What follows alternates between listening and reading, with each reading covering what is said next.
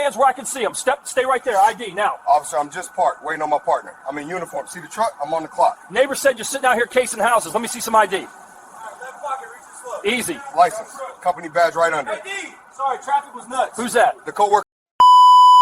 They shoved a quiet black man against the side of his own work truck like he was nothing. They yelled at him, cursed at him, called him a problem. But what they didn't know, this man, this calm, tired, soft-spoken man, was someone their boss saluted every single morning. And when the truth hit them, it would crack open that cold Ohio morning like thunder. Before we go deeper into this story, make sure you subscribe to the channel and comment where you're watching from. Now let's get back into it. Hey, I said step out of the vehicle. Don't make me say it again. The voice sliced through the cold morning air like a knife. The sun wasn't even up yet. The gas station lights flickered weak yellow against the icy pavement. A few cars rolled by on the road, but no one stopped. No one ever stopped when things like this happened. Officer Brent Calloway, a thick-built white cop with a heavy jaw and eyes that twitched when he got angry, slammed his hand on the open truck door of a white service van. His breath came out in hot puffs, bursting clouds of steam. Inside the truck sat Darius Colton, a tired black HVAC technician with soft brown eyes and dark circles from another overnight shift. He wore simple work clothes, faded boots, a green jacket with a stitched-on company patch, and a baseball cap pulled low. He wasn't moving fast enough for Calloway. "I'm talking to you," the officer barked. "Get up now." People at the gas pumps turned to look, then quickly turned away. No one wanted trouble. Not at 7 a.m. on a freezing Ohio morning. Darius lifted his hands slowly, palms open. "I'm not resisting, sir," he said quietly, voice shaking not from fear but from exhaustion. "I'm just trying to." "Don't talk," Calloway snapped. "Just do what I said." The officer reached inside the truck without permission, grabbed the front of Darius's jacket, and yanked him halfway out. Another officer, Deputy Trevor Moles, young, blonde, and eager to impress, stood behind Calloway with his hand on his taser. This was not a calm stop. This was a storm already in motion. And no one knew why. Not yet. Darius Colton was 28 years old, built lean, with hands that knew hard work. His jaw always held a little stubble because he rarely had time to shave after long shifts. He didn't dress fancy. He didn't talk loud. He didn't know how to argue or fight or make scenes. He was the kind of man people overlooked. But those who knew him, really knew him, saw something deeper. They saw the discipline in how he stood, the stillness in his eyes, the calm in his voice even when danger pressed close. 3 years ago, Darius had returned home quietly from a world very few people survived. He never bragged, never shared what he lived through, never told anyone about the medals hidden in a small wooden box under his bed. He wanted a normal life, a peaceful one. But peace in America didn't always come easy for a black man alone at dawn. The whole mess started with one phone call. A neighbor had reported a suspicious black guy sitting in a work truck for hours. No crime, no threat, just him, existing. And now Officer Calloway was in his face, spitting anger like hot oil. "What are you doing here?" Calloway demanded. "This isn't your neighborhood. And don't lie, some folks already said you've been sitting here casing the place." "I'm waiting on my coworker," Darius said softly. "He's late. That's all." Calloway scoffed and laughed. "Oh sure. Waiting. At 7 in the morning. In a truck that's probably stolen."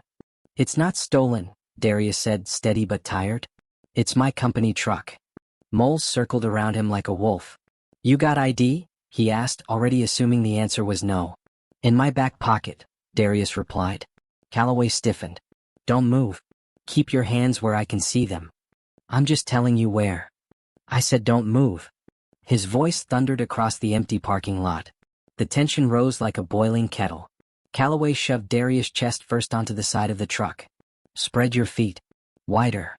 Darius breathed in slowly. He didn't flinch, didn't yell, didn't fight. But inside, a quiet ache grew.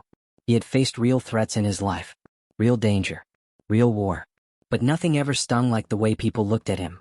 The way they assumed things the moment they saw his skin. He lowered his eyes to the cold ground and waited. A phone slipped from his jacket pocket. It hit the pavement with a small clack.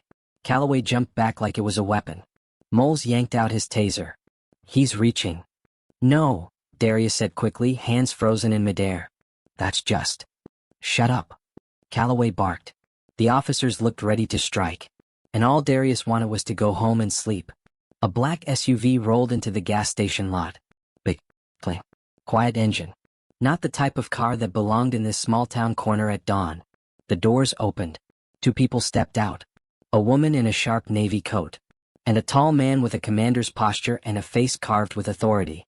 The moment they saw Darius pinned to the truck, they both froze, then walked fast. Very fast.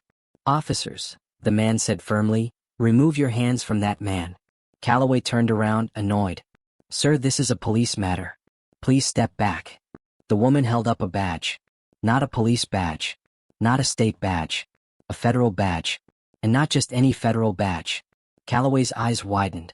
Mole swallowed hard. The tall man stepped closer and said, "You're detaining Master Sergeant Darius Colton, United States Special Operations, without cause." Silence. Complete, painful silence. Calloway blinked. "Yes, Sergeant." Darius turned his head slowly, looking the officer in the eye for the first time. The quiet man they pushed, mocked, and humiliated was someone their department had been briefed on. Someone whose service record was sealed because of classified missions. Someone who saved lives. Someone who trained the same federal officers who now stood behind him. Calloway stepped back, lips trembling. Moles lowered his taser like it suddenly weighed 100 pounds. "Untie him," the woman ordered. Calloway's hands shook as he unlocked the cuffs he never should have used. Darius didn't yell. Didn't curse. Didn't gloat. He simply rubbed his wrists and looked at the 2 officers with eyes that felt older than the morning sky. The federal man spoke coldly. "You profiled him. You escalated without cause. You threatened a decorated veteran, a national asset. And you did it because you assumed a tired black man in a work truck didn't belong." Calloway's face burned red. Moles stared at the ground, wishing he could melt into the pavement. "Expect a full investigation," the woman added. "Effective immediately, you are both suspended. Turn in your weapons." People at the pumps began whispering. Phones came out. Everything had changed in an instant. Instant karma. Darius didn't smile. Didn't look proud. He hated seeing people lose their jobs. Even when they deserved the consequences. He stepped aside, breathed in slowly, and let the cold air cool the fire inside him. The woman, Agent Morella Rowan, one of Darius's old commanders, touched his shoulder gently. "You okay, soldier?" He nodded. "Just tired." "You handled yourself with more dignity than most would." He didn't answer. He didn't need to. Darius looked at the officers one last time and said softly, "Next time, look at a man before you judge him." Simple. Quiet. True. His words hung in the cold air long after he walked away. The gas station lot slowly returned to its quiet morning hum, but the air still felt heavy, like thunder had struck and everyone was waiting for the second blast. The officers had been led away by the federal team, faces pale, eyes shaking. No one spoke to them. No one even looked at them. And Darius Colton stood alone, hands in his pockets, head bowed, the cold biting at his skin. But inside him, something else was freezing, something deeper. Not fear. Not anger. Just a deep old hurt, the kind that lived in him long before sunrise that morning. "Yo man, is that really him?" A couple of bystanders whispered near the pump. A teenager held up his phone, replaying the clip he had just recorded, Darius being grabbed and slammed into his own truck. "That dude's a war hero or something, right?" the teen asked. His friend shrugged. "I dunno. But those cops are done." Their voices weren't loud, but Darius heard every word. He always heard everything. Years of training made sure of that. And all it did now was remind him why he hated attention. He wished he could disappear. Just vanish into the cold morning air. But fate had other plans. Agent Morella Rowan wasn't done with him. She walked up behind him with soft steps, the kind she once used in quiet war zones. "Darius," she said gently, "wait." He didn't turn around. "I don't want to make this a thing." "It is a thing," she insisted. "What they did was wrong. You don't get to carry that alone." "I've carried worse," Darius muttered. She stepped around him, eyes sharp with worry. "Don't shut down on me," Rowan said. "Not today. Not after that." But Darius wasn't angry because of them, the officers. He was angry because humiliation felt like something stitched into his skin. Something he'd been trying to outrun since childhood. Rowan tried again. "You sure you're all right?" "I'm fine." "You're lying." He closed his eyes and breathed in deep. "I just want to go home." Rowan let the silence sit for a moment. Then she nodded. "All right. But I'm taking you." "You're shaking." "I'm not." "You are." He didn't argue. Because she was right. They got into her SUV. Warm air. Soft leather. A world away from the cold cement of that gas station lot. But Darius's mind wasn't in the car. It was far away, running back through years he wished he could forget. He remembered being a kid, standing in a grocery store while a white cashier asked his mother if she knew how food stamps worked. He remembered a security guard following him and his childhood best friend around a toy store, just to make sure everything stayed where it belonged. He remembered his first day at basic training, a drill instructor asking if he was sure the army was the right place for someone like him. Small things. Sharp things. Things that cut deeper than bullets. Darius had fought in deserts, mountains, places where the ground shook and the sky burned. But humiliations like that, they didn't heal. They stayed. And this morning's stop didn't feel like something new. It felt like something old coming back again. You know, Rowan said, breaking the silence, when command told me you came back home, they said you wanted a quiet life. That's all I want. You deserve that. But the world doesn't always care what we deserve. Darius didn't answer. He just stared out the window at the snowy streets passing by. You saved 12 men on Operation Winter Echo, she said quietly. You held a line for 6 hours alone. You buried friends. And you still came home humble. Her voice softened. And this morning, 2 small-town officers treated you like a criminal. He flinched. Rowan sighed. They didn't even know they were touching a man who changed history. Stop, Darius whispered. Please. That stuff, it's done. I'm not that guy anymore. She looked at him with sad, kind eyes. You don't get to decide that. Heroes don't disappear just because they're tired. As they drove, Rowan's phone buzzed nonstop. She glanced at it, brows lifting higher every time. Oh boy. What? You're trending. Darius's eyes snapped open. What? She turned the screen toward him. A video with millions of views already. Ohio cops rough up black special ops veteran, gets shut down instantly. His face. Calloway holding him. Moles yelling. The federal reveal. Everything. People were angry. People were shocked. People were calling for justice. And no matter how many times he blinked, the video didn't go away. Darius leaned back, covering his face with his hands. I didn't want this. Rowan nodded. I know. But sometimes the world decides it's time to listen. Rowan's phone rang. A deep voice came through the speaker. Put him on, the man said. Rowan handed Darius the phone. He hesitated. Hello. Master Sergeant Colton, the voice said firmly. This is Director Langston Pierce. Darius straightened without thinking. That name, that man, was not someone you ignored. Sir? I saw the footage, Pierce said. The entire department saw it. And so did Congress. Darius's stomach sank. Sir, I didn't want. I know what you didn't want, Pierce interrupted. But listen closely, the nation needs to see men like you. Men who served.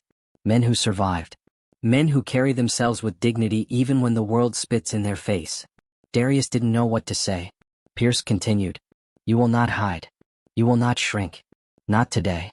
When you're ready, we will talk. Until then, hold your head high. You earned that right. The line clicked off. And Darius felt the weight of 1,000 eyes on him. Rowan dropped him off outside his small, worn-out apartment. The building was old, paint peeling, steps cracked. All the things he earned but never complained about. Call me if you need anything, she said. He nodded. Thanks. She hesitated. Darius, you're not alone. Not anymore. He didn't reply. He couldn't. He stepped inside his apartment, locked the door, and leaned against it, breathing hard. The silence was choking.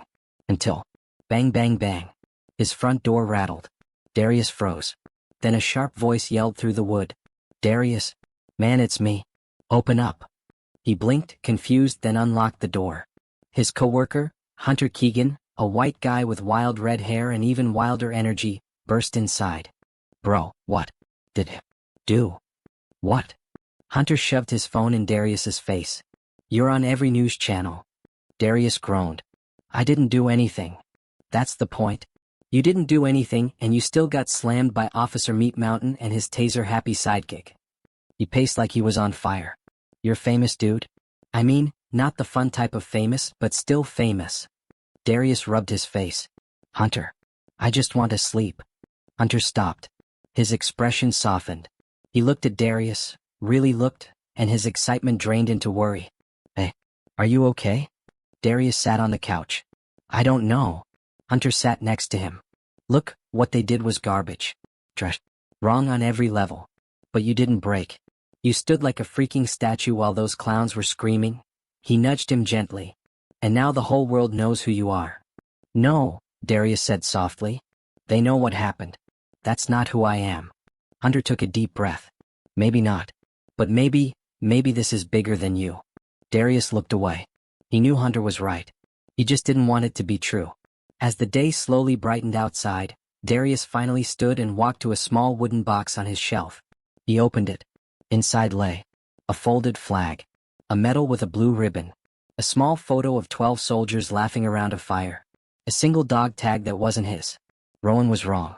Pierce was wrong. Hunter was wrong. He didn't feel like a hero. He felt tired, human, breakable. But as he held the dog tag, he remembered something his old captain once told him. A quiet man can shake the world without raising his voice. Darius closed his eyes. Maybe it wasn't about being a hero. Maybe it was about finally being seen. He whispered one simple line, not to anyone else but to himself. If they're gonna see me, let them see the truth. And for the first time in years, he felt the weight inside him shift. Not disappear, but move. As if something new, something powerful, was waking up. End of chapter 2. Make sure you subscribe and answer this question in the comments. Do you think the officers deserved what happened to them? Why or why not?